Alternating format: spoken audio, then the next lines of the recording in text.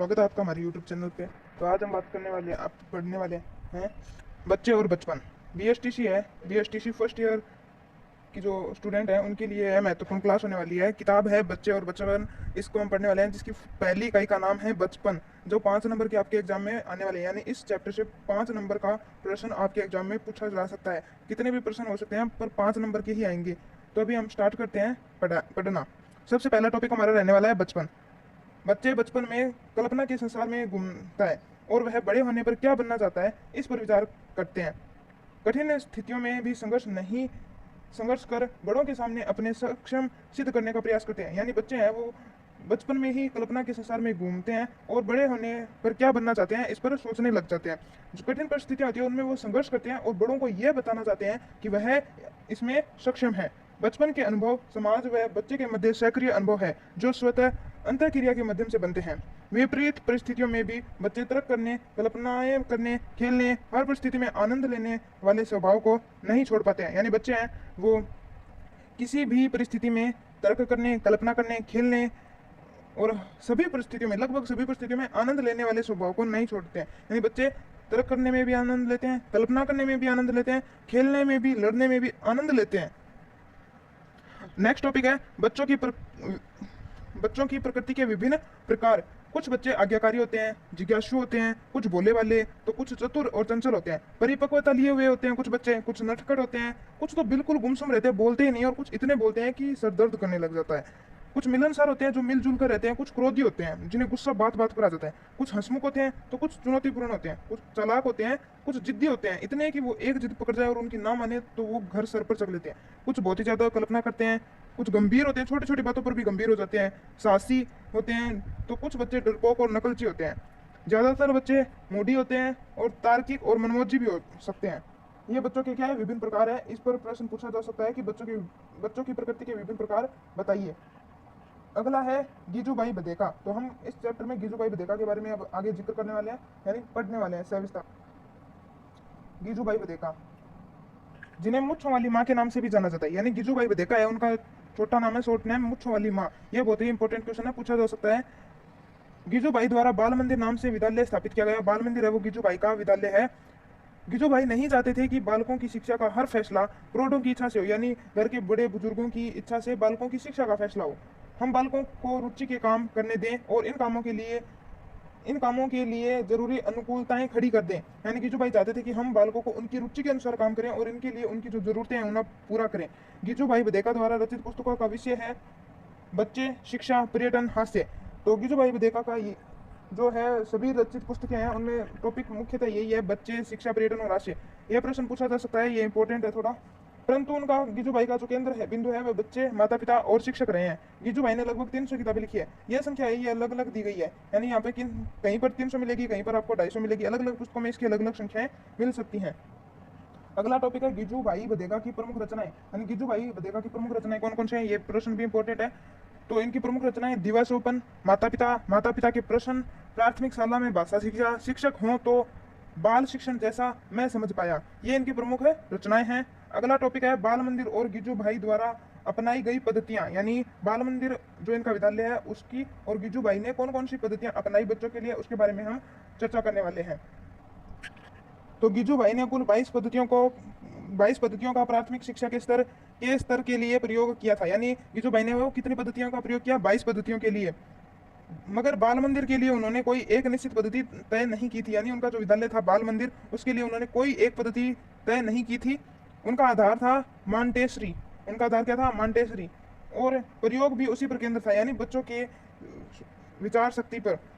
गीजूभाई ने जिन पद्धतियों का प्रयोग किया उनमें से कुछ बाल मंदिर या पूर्व प्राथमिक स्तर के लिए के लिए भी उपयोगी हैं। अब जो उनकी पद्धतियां हैं वो उनके विद्यालय में उपयोगी थी, उन पर चर्चा करते हैं। प्रश्नोत्तर पद्धति, जिनमें प्रश्न पूछे जाते हैं बच्चों से। जोड़ीदार पद्धति, नाट्य प्रयोग पद्धति में नाटक करके उन्हें समझाया जाता है। त्रिपद प्रणाली, किंडरगार्टनर पद्धति, मुख पाठ पद्धति, यानी मुख से पढ़कर हम बच्चों को समझाते हैं। श्रवण पद्धति, जो बच्चे सुनकर समझते हैं। कथा पद्धति, यानी कथा के तरीके से उन्हें बताया जाता है। चलचित्र पद्धति, यानी टीवी या मोबाइल में देखकर जो चलचित्र होते हैं उन्हें देखकर बच्चे समझते हैं। अब है अलेक्जेंडर सदरलैंड नील, यानी A S nil, A S नील यहाँ पे दिया हुआ है, ए एस नील। अब हम पढ़ेंगे अलेक्जेंडर सदरलैंड नील के बारे में, यानी ए एस नील के बारे में। नील है वो सामान्य खेलों को गलत मानते थे, क्योंकि वह वयस्कों की इस धारणा पर आधारित है कि बच्चा कैसा होना चाहिए, उसे कैसे सीखना चाहिए। इसके अनुसार यह धारणा उस युग में पनपी थी जब मनोवैज्ञानिक यानी मनोविज्ञान जन्मा ही नहीं था। यानी नील है वो सामान्य खेलों को गलत मानते थे। उनका यह मानना था कि जो वयस्क लोग हैं, वयस्क लोग थे, उनकी धारणा यह थी कि बच्चा कैसा होना चाहिए, उसे कैसे सीखना चाहिए, वो हमारे अनुसार हो। नील का संबंध समर हिल स्कूल से रहा है। नील कौन से स्कूल के थे? समर हिल स्कूल के। ये इंपॉर्टेंट है, जिसे मनमौजी का स्कूल कहा जाता है। ये भी इंपॉर्टेंट बन सकता है यहाँ पे क्वेश्चन। नील के अनुसार बच्चे जैसे हैं उन्हें वैसे ही बने रहने की आज़ादी है। उन्होंने कहा है कि बचपन के दौरान आज़ादी की का अभाव महसूस करने वाले बच्चे दमित मनोविकारों से ग्रसित हो सकते हैं। यानी कि जो बच्चे हैं जिनकी आज़ादी और उन्हें कुछ अभाव मिलते हैं, या हम उन्हें कुछ कहते हैं, तो आज़ादी का अभाव महसूस करते हैं और मनोविकारों से भी ग्रसित हो सकते हैं। बचपन यानी कि शेषावस्था तथा बाल्यावस्था तक के काल में बालक एक गीली मिट्टी की भांति होता है।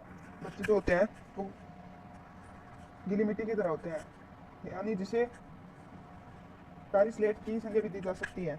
गीली मिट्टी यानी जिसे हम अपनी इच्छा से किसी भी रूप में डाल सकते हैं। कारी स्लेट पे हम कुछ भी लिख सकते हैं, उसी प्रकार छोटे बच्चे होते हैं। इस अवस्था में यदि उन्हें प्रतिबंधित किया जाएगा तो वे घोर निराशा के अंधकार में जा सकते हैं। इसलिए बालक की जो भी योग्यता व क्षमता है, उसकी जो भी रुचि है, उसे उसी के अनुरूप रहने दिया जाना चाहिए। अब अगला टॉपिक है जॉन होल्ट। अगला टॉपिक है जॉन होल्ट। जॉन होल्ट की लोकप्रिय पुस्तक यानी सबसे ज़्यादा पॉपुलर पुस्तक कौन सी है? एक तो है बच्चे असफल कैसे होते हैं, और दूसरा है कि बच्चे कैसे सीखते हैं। ये दोनों ही पुस्तकें बहुत ही मोस्ट इंपॉर्टेंट पुस्तकें हैं और ये प्रश्न बन सकता है। जॉन होल्ट के अनुसार बच्चों के लिए सबसे बुरा यह था कि बच्चों को वही पढ़ना पड़ता है जिसमें उनकी रुचि नहीं होती है। जैसे कि हम अब बीएसटीसी की तैयारी कर रहे हैं तो इसमें हमें 10 किताबें पढ़नी होती है। अगर हम नहीं पढ़ेंगे तो हम क्या हो जाएंगे? फेल हो जाएंगे। ठीक है, तो उसी के अकॉर्डिंग बच्चों को उनकी रुचि के अनुसार नहीं पढ़ना पड़ता है, रुचि नहीं होती है उसके अनुसार पढ़ना पड़ता है। जॉन होल्ट के अनुसार बच्चे इसलिए ऊब जाते हैं क्योंकि जो कुछ उन्हें स्कूलों में करने के लिए दिया जाता है वह सबका सब कुछ बेहद निरर्थक और नीरस होता है। बच्चों से रखी जाने वाली अपेक्षाएं नितांत सीमित होती हैं, लेकिन जो बच्चे होते हैं उनकी मेधा और उनकी प्रतिभा और उनके गुण असीम होते हैं, यानी उनकी कोई सीमा नहीं होती है। अगला टॉपिक है बाल साहित्य का अर्थ और परिभाषा, यानी बाल साहित्य है उसका अर्थ और परिभाषा पढ़ेंगे। तो गद्य पद्य की सरल छोटे छोटे उपायों में वे रचनाएं हैं जो बालकों के लिए उपयोगी हो, बाल साहित्य माना जाता है।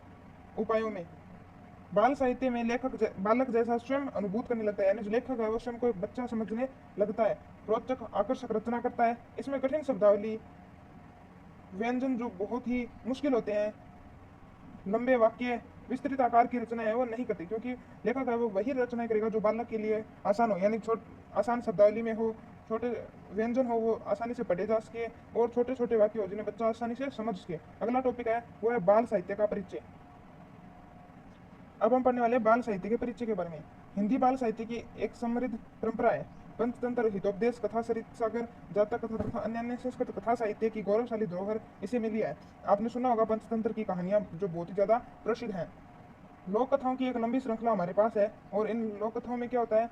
राजा रानी, पशु पक्षी, परी दानव, देवी देवता, महापुरुष और लोक जीवन से गोहिल पात्र इन कथा प्रसंगों में पिरोए हुए हैं।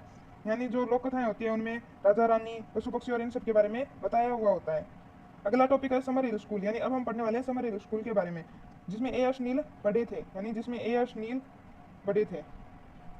समर हिल है वो 1921 में स्थापित किया हुआ था। ये एक इंपॉर्टेंट क्वेश्चन बन सकता है। इंग्लैंड के सफोलक क्षेत्र में लाइस्टोन गांव में लंदन के तकरीबन 100 मील दूर यह स्कूल स्थित था। समर हिल एक स्वतंत्र स्कूल था और यह एक आधुनिक स्कूल है जिसमें 5 से 16 साल की आयु के बच्चे पढ़ते थे।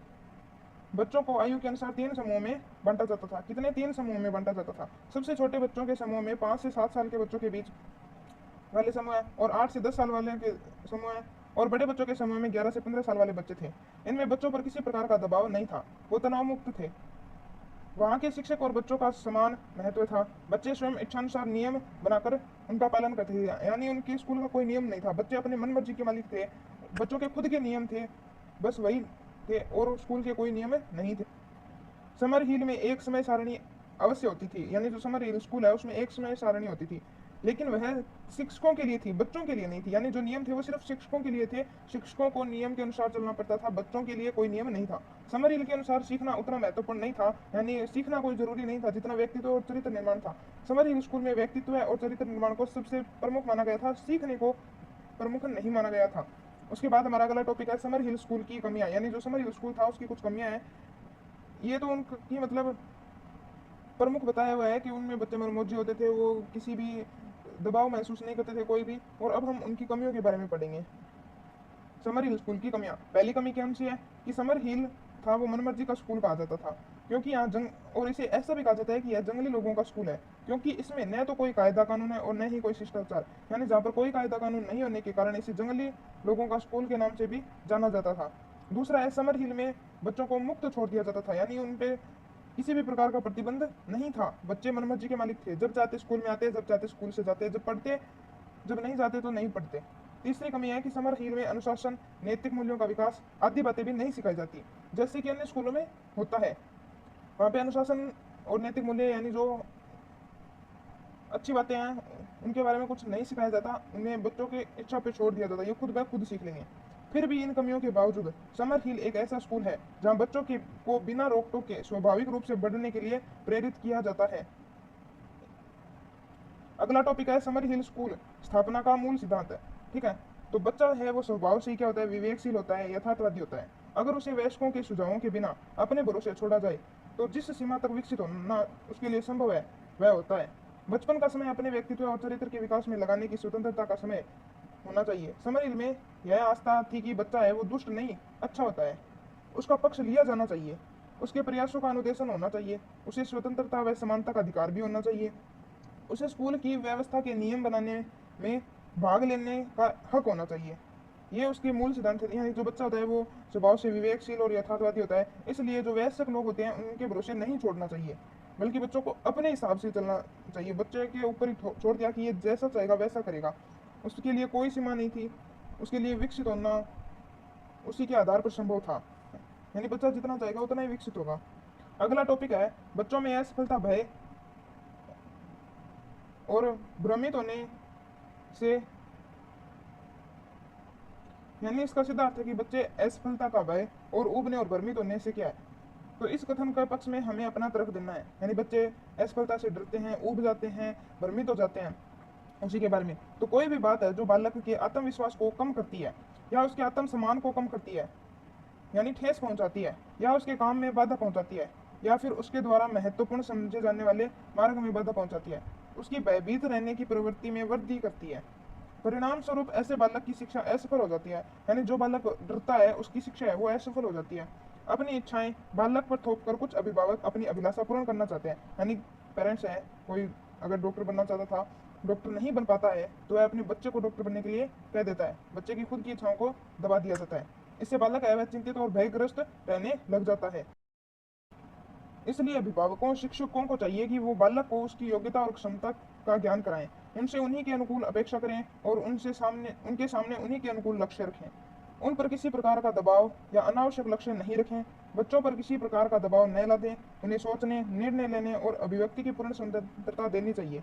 इसका प्रभाव यह होगा कि बच्चों में नकारात्मक भावनाएं एवं संवेग जागृत नहीं होंगे, उनका मानसिक स्वास्थ्य है वो बना रहेगा और वे अपनी आवश्यकताओं, आकांक्षाओं और परिस्थितियों में सामंजस्यता व संतुलन बनाने में सफल होंगे। तो आज का हमारा चैप्टर बच्चे और बचपन, हमारा चैप्टर फर्स्ट बुक है हमारी बच्चे और बचपन। किताब का क्या नाम है? बच्चे और बचपन। इसकी जो पहली इकाई है बचपन की वो हमने आज कंप्लीट कर ली है, जो हमारे कितने 5 नंबर की आने वाली है। तो हमने 5 नंबर का है वो हमने एग्जाम से पढ़ लिया है। मिलते हैं अभी नेक्स्ट वीडियो में नेक्स्ट चैप्टर के साथ। तब तक के लिए धन्यवाद और हमारे चैनल को सब्सक्राइब कर लें। वीडियो को लाइक करके अपने दोस्तों के पास शेयर करना मत भूलें। धन्यवाद।